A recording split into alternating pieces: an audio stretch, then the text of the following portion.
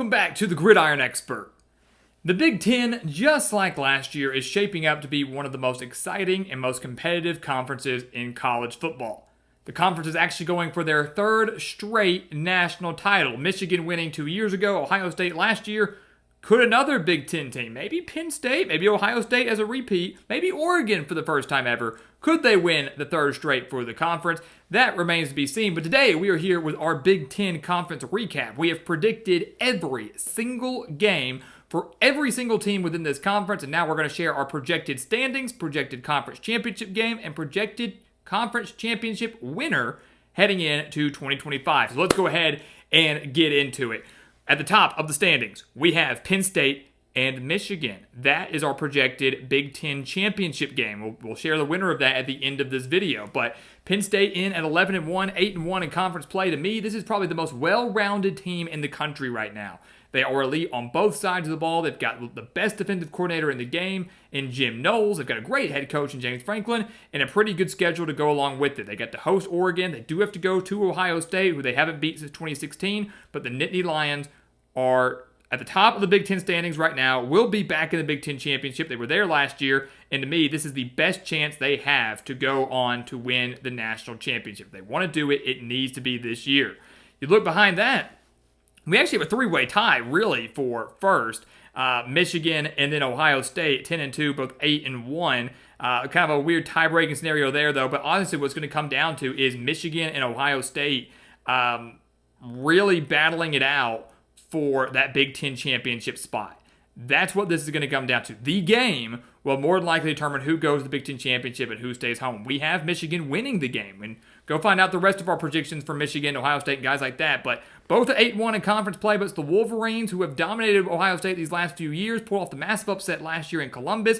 We expect them to be better now with Bryce Underwood coming in as the number one player in the country out of high school. A very strong defense, would be one of the best in the country, and not too bad of a schedule to go along with it. We'll learn a lot about them in week 2 against Oklahoma, and a lot more as we progress through Big Ten conference play on the road at Nebraska, playing Ohio State, obviously at the end of the year. But I really, really like this Michigan team, who ended last year on a high with wins over the Buckeyes and Alabama. Ohio State, as we mentioned, right behind them, the reigning national champions, going to be solid once again, but they face a tougher schedule than they usually do. 10-2, some could say, might be generous. How does Julian Sayin pan out at quarterback? How does the defensive line look after having no returning starters up front entering this season? They have to play Texas in the season opener. They have to go to Washington, who has won 20 straight games at home, at Illinois, at Wisconsin, Penn State, and at Michigan. So a much more difficult schedule than Ohio State's maybe used to, which means there's a lot more opportunities for them to slip up. 10-2 for the Buckeyes, just like last year, but I think things worked out quite well for them last year.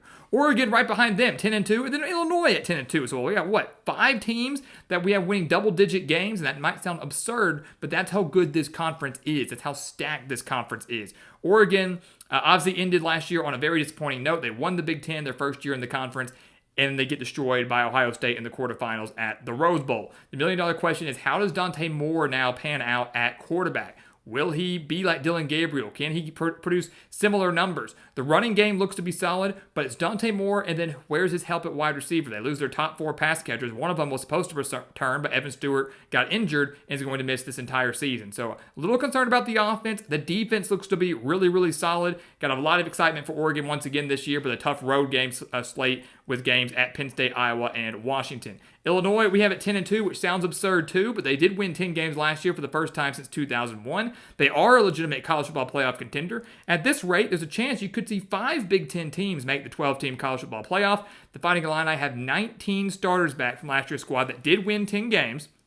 Luke Altmaier returns, veteran running backs, one of the best secondaries, I think, in the entire country. They do have some tough games. They have to go to Indiana. They get to host Ohio State, at Washington, at Wisconsin, but this team is more than capable of winning 10 games. I think 9 maybe the minimum. I really think this team can be that good, but literally one game, 9 versus 10 wins could be the difference in making the playoff or not. Just ask Indiana. They made the playoff last year. Surprised everybody. But 9-3 might not be good enough to get them back to the playoff this year, despite a fantastic season for the Hoosiers. They got Fernando Mendoza coming in from California, Roman Hemby transferring in at running back from Maryland. They've got their top 2 pass catchers coming back. They've got a really good defense, just like they did last year, but a tougher schedule this year than they did last year. They got to play Illinois. They got to go to Iowa. They got to go to Penn State. They got to go to Oregon. So a lot of difficult road games for the Hoosiers. They were undefeated at home last year. Can they take care of business at home again? And can they get a win or two on the road? If they do, they could find themselves back in that 12-team playoff. But 9-3 might not cut it for that. Right behind them, you've got USC and Minnesota and Nebraska, all at 8-4. But USC with the best conference record, getting them above them. They're my sleeper team. I have them at 8-4, but I could see them going 10-2. Some say 8-4 might be the worst case scenario for the Trojans this year. They've got Jaden Mayava back, his top 2 pass catches return, underrated running back core, underrated defense per usual. Well, take that back. Underrated defense as of right now. They improved by over 10 points per game last year. They were horrendous under Lincoln Riley prior to that. Hopefully continue to improve again in 2025. But a tough schedule again at Illinois, Michigan, at Notre Dame, at Nebraska, Iowa, at Oregon. A lot of opportunities for the Trojans to slip up, but a lot of opportunities for them to get some big resume-boosting wins. Again, 2 games, and there's some toss-up games. The Illinois game's a toss-up. The Nebraska game could be a toss-up. The Michigan game's a toss-up. They win a couple toss-up games, they're in playoff contention. Could be in contention by November. Minnesota behind them, another sleeper team. PJ Fleck continuing to row that boat in the right direction. Probably never going to equate to a Big Ten title with the teams they're going up against. Probably not going to equate to a playoff berth, but going to equate to some good seasons for the Golden Gophers. And 8-4, nothing to frown about. This is an underrated team with an underrated offense and an underrated schedule that isn't that bad. Yes, they have to go to Ohio State and Iowa and Oregon. Say they lose all 3 of those games and win everything else, they're actually 9-3, which is better than what we're projecting. So I really like this Minnesota team. I've always been a big fan of PJ Fleck. Always gets the most out of this team. This year, no exception. Nebraska, 3rd time's the charm. This is year 3 for Matt Rule in Lincoln. Can this be the breakthrough year? He had a breakthrough year in year 3 at Temple, breakthrough year in year 3 at Baylor. Will the same be said for Nebraska? 8 wins for Nebraska, I think, is a breakthrough year. They haven't won 8 games since 2016. So that would be a big year. But I know the Cornhusker fans are wanting more. With how last year ended, finally getting back to the postseason, winning that bowl game, they have their eyes on something much bigger, but they still have to prove to us they can win the close games. They have 26 one-possession losses in the last 5 years. They've got to be able to deliver. That Michigan game on September 20th looms large. If Nebraska starts 3-0, that would include a win over Cincinnati in the opener, that Michigan game will be massive, and that will be a chance to give Matt Rule his statement win, or to show that Nebraska is still not quite ready to beat and contend with the big dogs. But still, 8-4, to me, nothing to frown about, especially with a shot at a 9-win season in a good bowl game. Washington behind them. Washington's a sleeper team. I think the Huskies could go either way here. I mean, this is a team that could maybe be the sleeper and contend for a Big Ten title. This is a team that could maybe still be a year or so away from that. They had a losing season last year, 6-7, but did make their bowl game. Now they returned to Mon Williams and Jonah Coleman and Denzel Boston and underrated defense. I really like the Huskies a lot, but I don't know if they can beat the big dogs. Can they beat Ohio State? You know, Washington's won 20 straight games at home. When they do host the Buckeyes early in the year, will be a good test for both these programs. They do have to go to Michigan. They host Illinois. They have to go on the road to Wisconsin. They host Oregon. I think they will win at least one of their big-time home games. Go check out our Washington video to find out who that will be. Iowa and Rutgers round out the teams that make a bowl game out of the Big Ten in our eyes. Iowa going 4-5. They add, in conference play, they add Mark Gronowski in at quarterback from South Dakota State. Won 2 championships, national titles with the Jackrabbits. Went 49-6 as a starter at South Dakota State. So a good pickup for the Hawkeyes, who still need help offensively. They do have a very tough schedule, though. That's the thing. An Iowa team that consistently wins 7 or 8 games under Kirk Ferentz might take a minor step back. At Iowa State, at Rutgers, Indiana, at Wisconsin, Penn State, Oregon, at USC, at Nebraska. A lot of big dogs coming to Kinnick Stadium. I think they pull off one big upset like Washington, one big upset at home. Go check it out to find out who that will be against. But 6-6 viewed a disappointment for some. Rutgers could be the same way, although I think this is a Rutgers team that's going to be much better than their final record shows. This is arguably Greg Schiano's best team since returning to Piscataway. He's done a great job rebuilding this program. He has back-to-back winning seasons for the first time since 2011 and 2012. Could be on his way to a 3rd straight winning season this year, but they face a very difficult schedule. They avoided Iowa, Oregon, Ohio State, and Penn State last year. This year, they draw all of them, and one of them's on the road. 3 of them are at home, so great for Rutgers and Piscataway if they can defend home field. Not sure if they can do that, though. So regardless, they get to a third straight bowl game, have a shot at a third straight winning season. Considering the schedule they're up against, I think that's a success. But if they had had this year's schedule or last year's schedule with this year's team, I think it would be much higher. Wisconsin, Northwestern, UCLA, all at 5-7, 3-6 in conference play. This could be it for Luke Fickell in Madison. He engineered Wisconsin to a 5-7 record last year that saw their 22-year bowl streak come to an end. So fans are not happy. And while the offense should improve, new offensive coordinator Billy Edwards in from Maryland, I just don't know if it's going to be enough against this tough of a schedule. Wisconsin has the toughest schedule of any Big Ten team. Toughest schedule. They draw Alabama in the non-conference. They've got to go to Michigan. They play Iowa. They play Ohio State. They have to go to Oregon. They have to play Illinois. I believe they have to go to Indiana. They play Washington. They play Minnesota. I mean, just a brutal, brutal schedule for the Badgers for an offense that's still trying to piece it together and a defense that can only do so much. I think it would be a miracle if Wisconsin can get to 6-6. Anything greater, 6-6 or greater, would be a fantastic job by Luke Fickell. I think they just miss out at 5-7. Northwestern will improve competitively and statistically. They had a horrendous offense last year. Preston Stone comes in from SMU, was phenomenal with them 2 years ago, was going to be the starter for them last year, but really struggled early on in the year and got benched for Kevin Jennings.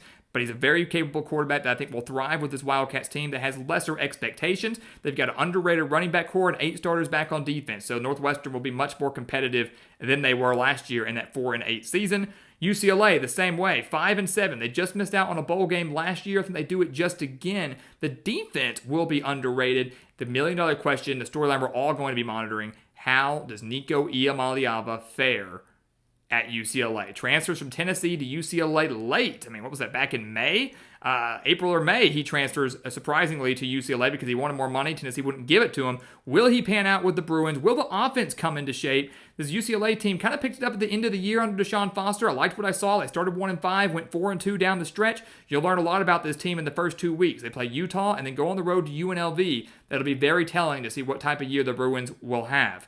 And then Michigan State, Maryland, Purdue, rounding out our 3 in the Big Ten. Michigan State 4-8, 1-8 in conference play. Look, the Spartans will be, I think it's kind of like Rutgers. I think this is going to be a team that's better than their final record shows. They have a lot more talent. They should be a lot better in year 2 under Jonathan Smith. I like Aiden Childs at quarterback. I don't think he's phenomenal, but I think he'll be decent. I think he'll take a step forward. But this team faces a brutal, brutal schedule. 5 Big Ten road games, only 3 true home games. One of them is against Penn State, which is pretty much a loss. They have to go to USC, to Nebraska, to Indiana, to Minnesota, to Iowa. And the home games, again, are Penn State and Michigan, 2 of the 3. Michigan they might hang with because it's a rivalry game, but I still like the Wolverines in that game. Again, a much better team than their final record will show. Next year could be the breakthrough year for them. Maryland, 3-9. This could be the last year of Mike Locksley, who has done everything he could to kind of revive this Terrapins program. But last year, he went 4-8, a very disappointing season considering the talent that he had. This year, less talent, tough schedule. We've got him going 3-9, winless in conference play. This will be really a story of how well the freshman quarterback Malik Washington pans out and how well a defense with a lot of transfers but only 4 returning starters pans out. That will dictate the way the Maryland season goes. And then Purdue should not have high expectations. 2-10, 0-9 in conference play. They have over 30 transfers coming in with a brand new head coach in Barry Odom. They've got quarterback questions. If anything, this is a solid benchmark, right? Last year, Purdue went 1-11. So they improve on last year's win total. They double last year's win total, but obviously nowhere near competing with anybody within this conference. Barry Odom will get them back to relevancy. He will get them back to competing, but the Boilermaker faithful have to give him time. All that being said, our Big Ten championship will be Michigan versus Penn State. That's who we've got facing off in the title game. Winner going to the college football playoff. Both probably already going to make the college football playoff whether they win or lose this game. But bottom line, we are picking Penn State to win the Big Ten in 2025. They made the Big Ten championship last year, lost by 8 points to Oregon. They made the college football playoff semifinals, lost in heartbreaking fashion to Notre Dame. They avenged their Big Ten title loss from last year. They reconquer the conference. They will go into the playoff as one of the top 4 seeds. They will get a first round bye. Didn't pan out for the Big Ten champion last year with the first round bye. Didn't pan out for any of the first round bye teams last year. Penn State hoping to debunk that, hoping to change that narrative, and hoping to go capture a national title. If they want to do it, this has to be the year to do it, but they're well-rounded across the board. They will beat Michigan. Michigan will be in the college football playoff as well at 10-3. They will not get punished for that loss in the Big Ten championship game, but overall it should be a thriller, and it should be a fun race to see who makes this title game, to see how it all pans out, and to see how many teams from the Big Ten can make the college football playoff, as this, again, is one of the most elite and most competitive conferences in the entire country. So guys, as always, thank you so much for watching us here at the Gridiron Expert on YouTube. Make sure to continue to like, comment, subscribe, share our videos, and check out everything down in the description below. That includes our website, thegridironexpert.com, home to our expert picks, home to our weekly newsletters, home to tons of exclusive content to help you get through this offseason. Content you do not want to miss out, content you will only get as a member of our GE Nation, so go check it out. And once again, as always, thank you so much for watching, and we'll see you next time right here on the Gridiron Expert. Yeah.